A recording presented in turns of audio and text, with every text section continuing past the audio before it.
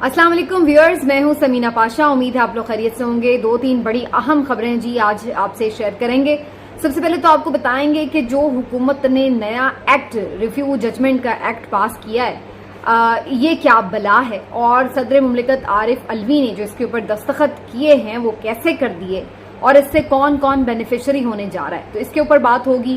साथ ही साथ कुछ जिक्र करेंगे कि आइंदा का मंजरनामा क्या बनने जा रहा है, और जो पार्टी छोड़ के जा रहे हैं पाकिस्तान तहरीक इंसाफ के लोग जौक दर जौक, जैसे कि वो जौक दर जौक आए थे वैसे ही जा रहे हैं, तो इनका फ्यूचर क्या है, और ये अगर किसी और पार्टी में जाते हैं तो क्या लोगों के लिए ये अभी भी एक्सेप्टेबल है या नहीं। क्योंकि इमरान खान ने जो नैरेटिव पिछले साल नोटों के हवाले से बना दिया था, यानी पार्टी से वफादारी ना निभाने वालों के बारे में जो बना दिया था, क्या लोगों को वो अभी तक याद है या लोग भूल चुके हैं।